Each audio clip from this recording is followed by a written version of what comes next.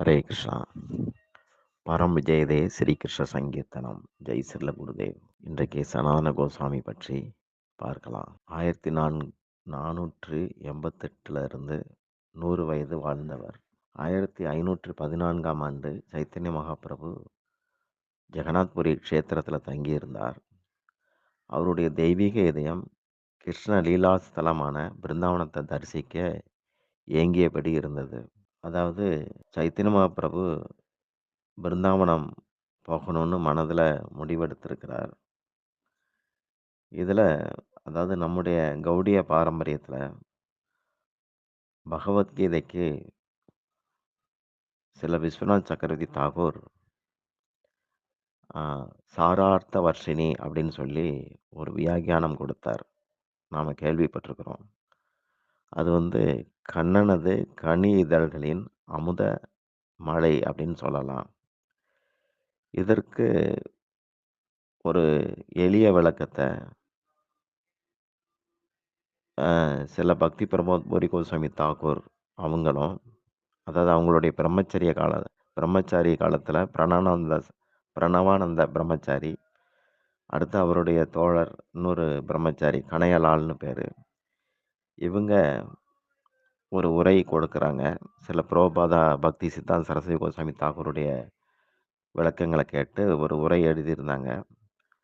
அதுக்கு ரசிக ஆஸ்வாதினி அப்படின்னு பேர். அந்த ரசிக ஆஸ்வாதினிங்கிறதுக்கு அர்த்தம் என்னன்னா, கிருஷ்ண லீலையில் இருக்கிற இனிமை மாதுரியம் இருக்கு, அந்த இனிமையை ரசிக்கிறதுல மூழ்கிறது. அதுக்கு ரசிகாஸ்வாதினின்னு பேர். சில பக்தி வினோத் தாகூர் அதற்கு முன்னாடி ஒரு வியாக்கியானம் கொடுத்தாங்க. அதுக்கு ரசிக ரஞ்சனான்னு பேர். அதோட அர்த்தம் கிருஷ்ண பிரேமியின் மாதுரிய இனிமையில் மூழ்கிறது. இது மாதுரிய இனிமையில் மூழ்கிறது. அது இனிமையை ரசிக்கிறதுல மூழ்கிறது. இப்படி கிருஷ்ண லீலை பல விதங்களில் பக்தர்களால் அனுபவிக்கப்படுது. கிருஷ்ணானுபவம் அப்படின்னு பேர். அப்போ மகாபிரபு இங்கேருந்து ஏங்குறார் அங்கே போகிறதுக்கு. அங்கே போய் சேர்ந்துட்டா அதிலே திளைக்கிறது. இதுதான் வித்தியாசம். அந்த பாதையில் தான் கவுட தேசத்தில் 2 ஆன்மாக்களை சந்தித்தார். அவங்க ரொம்ப மகாபிரபுவை கவர்ந்துட்டாங்க. 1 அமரதேவ், 2 சந்தோஷ் தேவ். இவங்களுடைய பாட்டனார் முகுந்த தேவ் கவுட தேசத்தில் ராஜாங்கத்தில் பெரிய பதவியில் இருந்தவர். இவங்க தான் யார்? இந்த அமரதேவ், சந்தோஷ் தேவ் தான் பிற்காலத்தில் சனாதன கோஸ்வாமி, ரூப கோஸ்வாமியாக மாறுறாங்க. அமரதேவ், சந்தோஷ் தேவ் 2 பேரும் ராம்கேலி அப்படிங்கிற பகுதியில், ராம்கேலிங்கிறது வங்க தேசத்தில் மால்டா மாவட்டத்தில் இருக்குது. இங்கே சனாதனரால் வழிபடப்பட்ட ராதா குண்டம், ஷியாம குண்டம், மதன் மோகன் ஆலயங்கள்லாம் இருக்குது. இந்த ராம்கேலி பகுதியில் மகாபிரபு அடிக்கடி வந்து போகிறதுண்டு. அங்கே ராமச்சந்திர வாணி விலாஸ் அப்படிங்கிற பண்டிதர்கிட்ட 2 பேரும் பாடம் படிக்கிறாங்க. அதுக்கப்புறம் சாஸ்திர கல்விக்கு பேர் போன நவதீப் நகரத்தில் சர்வபௌம பட்டாச்சாரியார்கிட்ட நியாய சாஸ்திரம் படித்தாங்க. உண்மையை நிலைநாட்டுறதுக்காக உள்ள கிரந்தம் நியாய சாஸ்திரம். இது வேதங்களில் ஒரு அங்கம். கிருஷ்ணரே குறையற்ற பூரண உண்மை அப்படிங்கிறத நிலைநாட்டக்கூடியது அது. சில நாட்களில் இந்த சாஸ்திரங்கள்லாம் படிச்சுட்டு அடுத்து பார்சி, அரபி சில பாஷைகளையும் கற்று முடித்தாங்க. அமரதேவுக்கு சின்ன வயசுலேருந்தே ஸ்ரீமத் பாகவதத்தில் ஒரு தனி ஈர்ப்பு. பரமானந்த பட்டர் அப்படிங்கிறவர்கிட்ட இந்த ஸ்ரீமத் பாகவத்தை அவர் படிச்சிருந்தார். இவருடைய குருவாக இருந்தவர் ஸ்ரீ வித்யா வாசஸ்பதி அப்படிங்கிற மகானுபாவர், கிருஷ்ண பிரேமி. அமரதேவ், சந்தோஷ் தேவ் 2 பேர்கிட்டையும் இருந்த பிரபாவத்தை தெரிஞ்சுக்கிட்ட முஸ்லிம் மன்னன் உசைன் ஷா இவங்ககிட்ட ராஜ்ய பாரத்தை ஒப்படைச்சான். ஒருத்தர் பிரதமரானார், ஒருத்தர் நிதி மந்திரி ஆனார். அப்படி ஆக்கிட்டான். அமரதேவ் முஸ்லீம் வேடத்தில் இருந்து தர்பாரில் ராஜ்ய பணிகளை முடிச்சுட்டு வீட்டுக்கு திரும்பினதும் குளிச்சுட்டு சாஸ்திரங்களை படிப்பார், பாகவதம் படிப்பார். மன்னன் உசைன் ஷாவுடைய படைகள் ஒரிசாவில் இருக்கிற சனாதன தர்மத்துக்கு உட்பட்ட இந்து ஆலயங்கள அப்பப்ப இடிக்கிறதுண்டு. இந்த செயல் வந்து சனதருக்கு பிடிக்கல, தாங்க முடியல. இந்த கொடியவர்கள்ட்ட இருந்து விடுபடணும் அப்படின்னு சொல்லி வழி தேடுறார். அ அப்ப சகோதரர் 2 பேரும் சைத்தன்ய மகாபுருடைய தரிசனத்துக்காக வராங்க, இந்த ராம்கேலி நகரத்துக்கு. சைதன்யனுடைய பிரேம தர்மத்தால கவரப்பட்டு, அவர சரணடைஞ்சு கிருஷ்ண பிராப்திக்காக மகாபிரபு வழிகாட்டணும் அப்படின்னு சொல்லி, மனசுல வேண்டியபடி அவர சந்திக்க வராங்க. அதற்கு முன்னே பலமுறை மகாபிரபுக்கு இது பற்றி கடிதம் எழுதியிருந்தாங்க. எங்கள விடுபடுத்துங்க அப்படின்னு சொல்லி. மகாபிரபு பதில் போட்டிருந்தார். கிருஷ்ணர் உங்கள விரைவில விடுபடுத்துவார். கிருஷ்ண நாமங்கள சொல்லி, கிருஷ்ண பிரேம சேவைய மனசுல எண்ணியபடி உலகின் பணிகள்ல ஈடுபட்டு இருங்க. உங்கள அவர் கடை தேற்றுவார்ன்னு பதில் போட்டிருந்தார். அ இந்த மாதிரி ஒரு எண்ணத்தோட மகாபிரபுவ சந்திக்க 2 சகோதரர்களும் ஆனந்தத்தோட வராங்க. அப்போ மகாபிரபுவ பார்த்தாங்க ராம்கெலி பகுதியில. அவருக்கு நமஸ்காரம் செய்து தங்கள உய்விக்கும்படி வேண்டிக்கிட்டாங்க. பாதத்துல விழுந்து. மகாபிரபு மதுரமான இனிய குரல்ல அவங்களுக்கு ஆசி கொடுத்து, அ கவலைப்படாதீங்க. கிருஷ்ணர் வந்து கருணை கடல். நீங்கள் கிருஷ்ண தாசர்கள். உங்களுக்கு கிருஷ்ண சேவைய தந்து பிறவி பயன அவர் அருள்வார். அப்படின்னு சொல்லி அமரதேவுக்கு சனாதன் அப்படிங்கிற தாசிய நாமத்தையும், சந்தோஷ்க்கு ரூபர் அப்படிங்கிற தாசிய நாமத்தையும் சைத்தன்ய மகாபிரபு சூட்டுறார். பக்தனுக்கும் பகவானுக்கும் உள்ள உறவு உலக உறவு கிடையாது. ஒரு விதத்துல எதிர்மறையானதுன்னே சொல்லலாம். அதனால தான் பக்தன் கிருஷ்ணர்ட்ட என்ன விடுபடுத்துங்க அப்படின்னு சொல்லி கிருஷ்ணர்ட்டயோ, குருகிட்டயோ பிரார்த்திக்கிறான். பக்தனும் பகவானும் பிரேம பரிவர்த்தனையில ஒருத்தருக்கு ஒருத்தர் தேவை அப்படிங்கிற அவசியத்துல இருக்கிறாங்க. அதனால பிரிய முடியல. ஒரு பக்தன் தானாகவே பகவான்ட்ட போக முடியாது. இதனால பகவான் சிறந்த பக்தனை பொறுக்கி தரும் பொறுப்ப தன்னுடைய கிருபா சக்தியான குரு கிட்ட ஒப்படைக்கிறார். குரு வந்து அப்படி அந்த பக்தனை தேர்ந்தெடுத்து உய்விக்கிறார். மகாபிரபு ராமகேலிய விட்டு போனதும் 2 பேருக்கும் உலக வாழ்க்கையில பிடிப்பு குறைஞ்சு போச்சு. விருந்தாவன் போகறதுக்கு முடிவு செஞ்சாங்க. ராஜ்ய காரியங்கள்ல ஈடுபட அவங்களுக்கு மனசு வரல. அது பொறுப்பு ஜாஸ்தி தான். அதனால முதல்ல ரூபர் மட்டும் பிருந்தாவனம் போகட்டும். கொஞ்ச நாள் கழிச்சு நம்ம போய்க்கலாம் அப்படின்னு சொல்லி சனதர் வந்து முடிவு செய்றார்.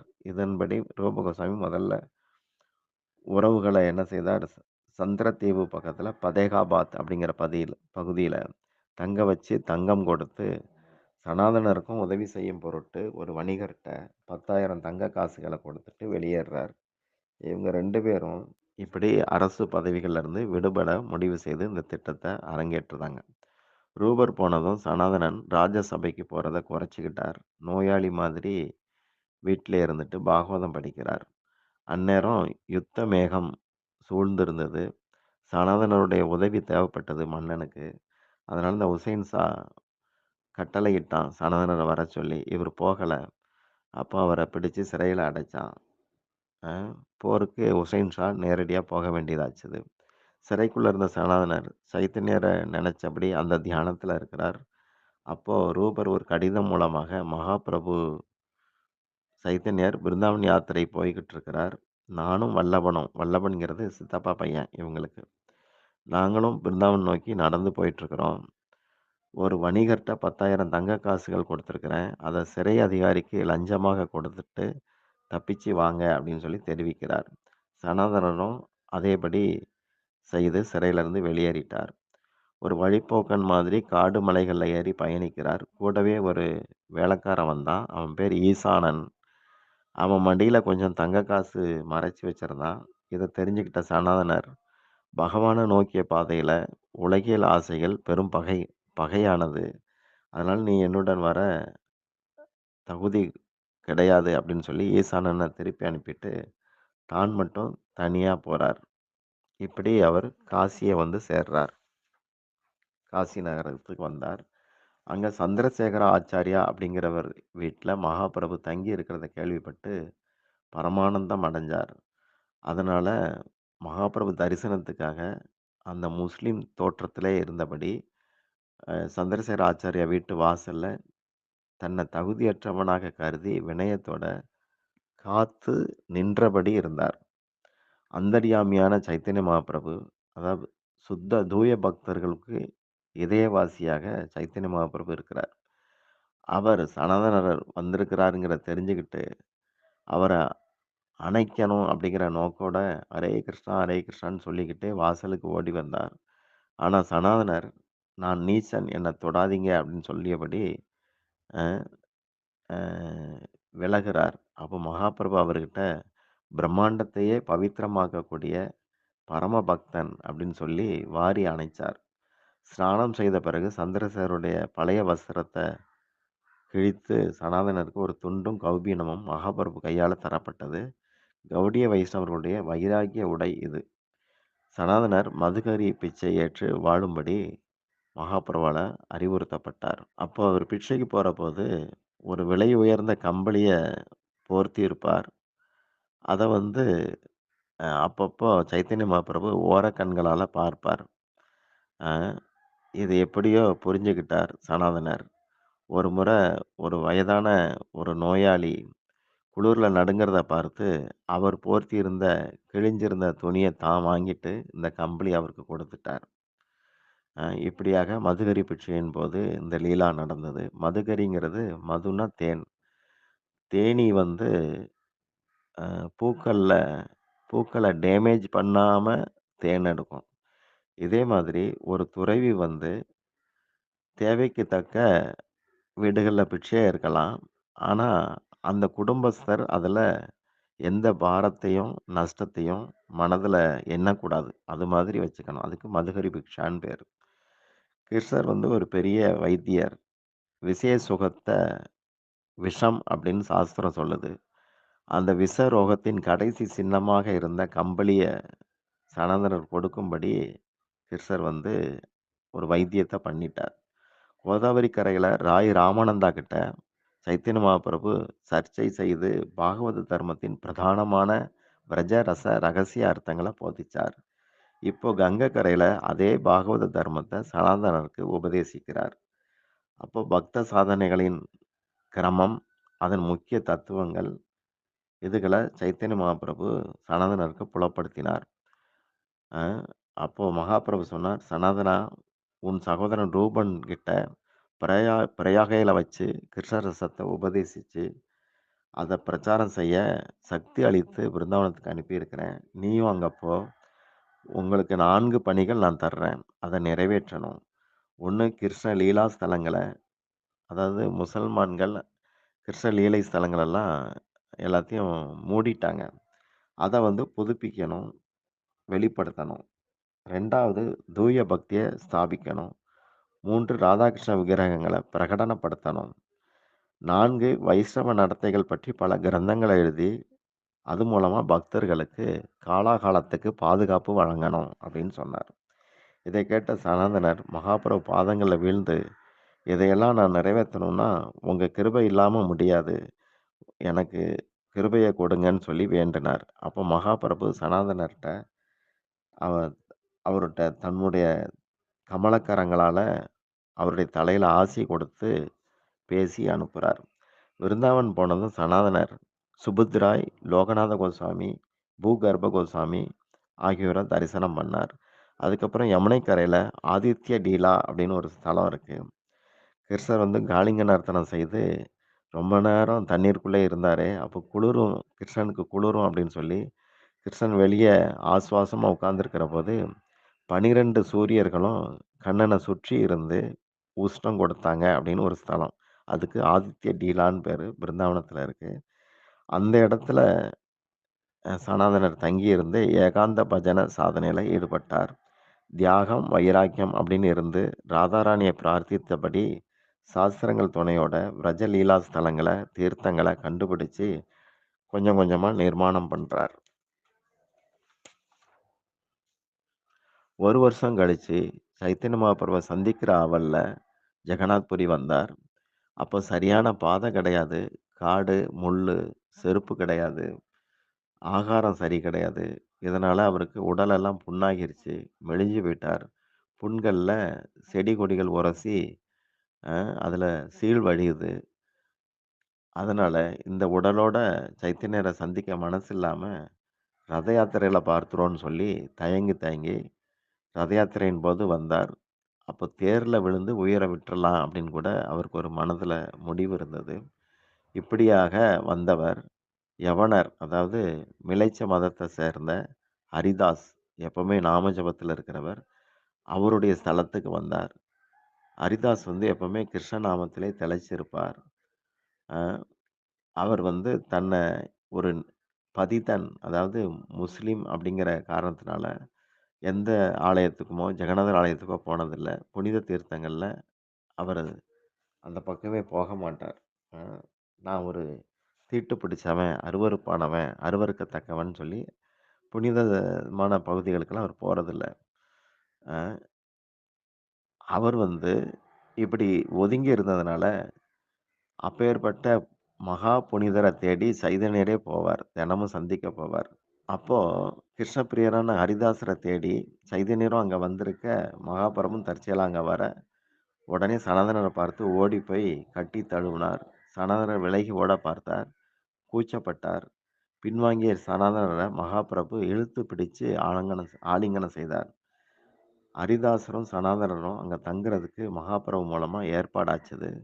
தினமும் சைத்தன்யர் அவர சந்திச்சு ஆலிங்கனம் செய்வார். இத பொறுக்க முடியாம சனாதனர் எப்ப உயிர விடலாம் அப்படின்னு காத்திருக்கிறார். அப்போ சைத்தன்ய மகாபிரபு அவர்கிட்ட, தேக தியாகத்தால ஒருத்தன் கிருஷ்ணர அடைய முடியும்னா, இன்னைக்கு கோடிக்கணக்கான பக்தர்கள் பிராணன தியாகம் பண்ண தயாரா இருக்காங்க. ஆனா கிருஷ்ணர அடையறதுக்கு பஜனையும், பக்தியும் தான் முக்கியம். அதுதான் ரகசிய பாத. நவவித பக்தி கிருஷ்ணர நமக்கு தரும். இதுக்கு அபராதம் இல்லாம நாம கீர்த்தனம் செய்யணும். மிகச்சிறந்த உபாயம் இதுதான். இதனால கிருஷ்ணருடைய கோலோக பிரேம தனம் நமக்கு கிடைக்கும் அப்படின்னு சொல்லி அறிவுறுத்துறார். நீ எனக்கு சீடன், ஆத்ம சமர்ப்பணம் செய்திருக்கிற. உன் உடம்பு உனக்குடையது இல்ல, என்னுடையது. சரீரம் தான் சாதனைக்கு உகந்தது. உனது சரீரம் எனது பிரதான சாதனம். உன் சரீரத்த கொண்டு கிருஷ்ண சேவைகள தொடரணும். அதற்கு நான் நிறைய திட்டமிட்டு வச்சிருக்கிறேன். இதையெல்லாம் பூர்த்தி செய்யணும்னு சொல்லி அறிவுறுத்தினார். ஜெகநாத ரத யாத்திரை வந்தது. கௌடதேச பக்தர்கள் கூட்டமெல்லாம் வந்தது. 4 மாத காலம் அவங்க இருந்தாங்க. அத்தனை பக்தருடைய அறிமுகமும் சனாதனருக்கு மகாபிரபு மூலமாக கிடைக்கிறது. ரத யாத்திரையில சைத்தன்யருடைய ரசமயமான நடனத்த சனாதனரும் பிற பக்தர்களும் கண்டு ஆனந்த பரவசம் அடைஞ்சாங்க. ஒரே ஹரே கிருஷ்ண நாம சங்கீர்த்தனமாக இருந்தது. அதுக்கப்புறம் கோடை காலம் வந்துச்சு. சைத்தன்ய மகாபிரபு சனாதனர தான் இருக்கிற இடத்துக்கு வரச் சொன்னார். அப்போ உச்சி வெயில்ல கடற்கரை மணல்ல நடந்து சனாதனர் போறார். அப்போ சனாதனருடைய பக்த லட்சணங்கள் இப்படி பெருகிக்கிட்டே போகுது. ஏன்னா, தெரு வழியா போனா தன் உடம்பு வந்து சீல் வச்சு போயிருக்கு. பல பேர் மேல என்னுடைய கெட்ட வாசனை படும். அவங்கலாம் ஜெகநாதருக்கு பூஜை செய்ய போறவங்க. அவங்கள நான் வந்து களங்கமாக்கிற கூடாதுன்னு சொல்லி, இந்த மாரி கடற்கரை மண்ல வெயில்ல கொளுத்தும் வெயில்ல நடந்து போனார். இத புரிஞ்சுகிட்ட சைத்தன்ய மகாபிரபு அவர அ இறுக ஆலிங்கனம் பண்ண, இவரு அந்த ஆலிங்கனத்த ஒட்டி இவருடைய நோய் வந்து நீங்குது. உடம்பு வந்து தங்கமாக மின்ன ஆரம்பிச்சது. சனாதனர் வந்து மதுராவுல பிச்சைக்கு போறார். அங்க தாமோதர சௌபே அப்படிங்கிற ஒரு வீட்ல மதன் மோகன் விக்கிரகம் உண்டு. அந்த மதன் மோகன் அந்த வீட்ல இருந்து வெளிய ஒரு சின்ன பையனோட விளையாண்டுகிட்டு இருந்தான். இத வந்து நேர்ல பார்த்தார் சனாதனர். அந்த பையன் பேரு என்னடான்னு கேட்டா சதன். இவர் பேரு மதன். கிருஷ்ணர் பேரு. இந்த மதனும், சதனும் வெயில்ல விளையாடுறத பார்த்துட்டு சனாதனர் அந்த தாமோதர சௌபே வீட்டு கதவ தட்டி, "ஏன் பிள்ளைகள இப்படி வெயில்ல விளையாட விடுற? ஏற்கனவே கண்ணன் கருப்பு. இன்னும் கருத்து போகணுமா? அவனுக்கு விளையாட்டு ஜாமான்லாம் வீட்லயே வாங்கி வை. இப்படி தெருவுல விளையாட விடாத" அப்படின்னு சொல்லி கண்டிக்கிறார். அந்த தாமோதரனும் ஏதோ ஒரு பைத்தியம் அப்படின்னு சொல்லி நெனச்சுட்டு பெருசா எடுத்துக்கல. அடுத்து அந்த தாமோதர சௌபையோட மனைவி வந்து இத ஏத்துக்கிறா. கிருஷ்ணன் வந்து அந்த மதன் மோகன் வந்து சனாதனர்ட்ட வரணும்னு விருப்பம் வச்சுக்கிட்டார். ஒரு நாள் வீட்டுக்குள்ள அடைச்சு வச்சிருக்கும்போது, பூஜை அறையில அடைச்சு வச்சிருக்கிறபோது, அந்த ஜன்னல் வழியா வெளிய பிச்சைக்கு போற சனாதன கூப்பிட்டு, "உம்மால இப்போ நான் வெயில்ல விளையாடவும் முடியல. இப்படி பண்ணிட்டீரே அப்படின்னு சொல்லி வருந்த உடனே சனாதனர் வந்து அந்த வீட்டுக்காரன கண்டிக்க, அப்ப அந்த அம்மா நீங்களே இவர பூஜை செய்யுங்கன்னு சொல்லி இவருடைய தோள்ல தொங்கப்பட்டிருந்த பைக்குள்ள அந்த மதன் மோகன் சிலைய கொடுத்துட்டார். அந்த வீட்டு அம்மா. அப்போ இவர் வந்து அங்கங்க மதுகரி ஏதாவது பிச்சையில என்ன கிடைக்குதோ, அதத்தானே கண்ணனுக்கு கொடுக்க முடியும். இவர்ட்ட என்ன இருக்கு? துறவி. அப்போ ஒரு சோழனா பையில மரத்துல பைய தொங்க போட்டுட்டு, அங்கருந்து அவரு ஜெபம் பண்றபோது, அந்த மதன் மோகன் மெதுவா வெளிய எட்டி பார்த்து, "என்னப்பா எப்ப பார்த்தாலும் ஜெபம் பண்ணிக்கிட்டே இருக்கியே, எனக்கு சாப்பிட ஏதாவது கொடு" அப்படின்னு கேட்க, சனாதனர், "இது என்ன கேள்வி? அதே பைக்குள்ளேயே காஞ்ச சப்பாத்தி எல்லாம் இருக்குமே" அப்படின்னு சொன்னார். "நான் பிச்சை எடுத்தது தானே தர முடியும்" அப்படின்னாரு. அப்போ ஒரு உப்பு இல்ல, ஊறுகாய் இல்ல, வெல்லம் இல்ல, இதெல்லாம் என்னது இது? இத எப்படி சாப்பிட முடியும்னதும், "அதையே தொட்டு சாப்பிடுங்க. வேற வழி கிடையாது. இன்னைக்கு உப்பு கேட்பீங்க, நாளைக்கு ஊறுகாய் கேட்பீங்க, அடுத்த நாள் வெல்லம் கேட்பீங்க, அடுத்து விருந்து கேட்பீங்க, அப்புறம் ராஜபோகாம்பீங்க, அப்புறம் சப்பன் போகாம்பீங்க. இது எல்லை இல்லாம போகும். அ நான் என்ன செய்றது? நான் குருநாதர்ட்ட வைராக்கிய வாழ்க்கைக்காக தீட்சை பெற்றிருக்கிறேன். உங்களுக்கு இது என்னென்ன இஷ்டமோ, அதையெல்லாம் உங்க பக்தர்கள கொண்டு உங்களால பூர்த்தி செய்ய முடியும். என்ன ஏன் கேட்கிறீங்க?" அப்படின்னு சொல்லி சனாதனன் பணிவா சொன்னார். "நான் ஒரு துச்ச சேவகன்" அப்படின்னு சொன்னார். உண்மையிலே சனாதனர் மதன் மோகன் சேவைக்காக பிராணன கூட விட தயார் தான். ஆனா குருவுடைய ஆணைக்காக அவர் வந்து தியாகமயமான வாழ்க்கையை மேற்கொண்டு இருக்கிறார். மதன் மோகன் வந்து உயர்ந்த ஆராதனைக்காக தகுதி பெற அவரு விரும்புனா, அப்ப என்ன ஆகும்னா, இதுவரைக்கும் இவர் செய்து வந்த பஜன் சாதனை, இது வந்து குறைஞ்சு போக வாய்ப்பு இருக்கு. பூஜையிலேயே ஒசத்தி மானசீக பூஜை தான். ஏன்னா மானசீக சேவையில வந்து தேசம், காலம், இடம், பொருள் மற்றும் உலகாயுத நியமங்கள் இதுகளையெல்லாம் கடந்து மனசுல எப்படியெல்லாம் கிருஷ்ணனை விரும்புறோமோ, அப்படியெல்லாம் கிருஷ்ணனுக்கு சேவை செய்ய முடியும். யாருக்கு அந்த கரணம், அதாவது உள்புலன்கள் சுத்தமா இருக்கோ, அவங்க தான் மானச சேவைக்கே லாயக்கு, சிறந்த அதிகாரி. அந்த நிலைய அடைய தியாகமும், வைராக்கியமும் கொண்ட ஏகாந்த பஜனை, அதுவும் நியமத்தோட ஆசரிக்கணும். இப்படி மனசுல எண்ணி தான் சனாதனர் வந்து மதன் மோகன்ட்ட அப்படி பேசுறார். ஹரே கிருஷ்ணா.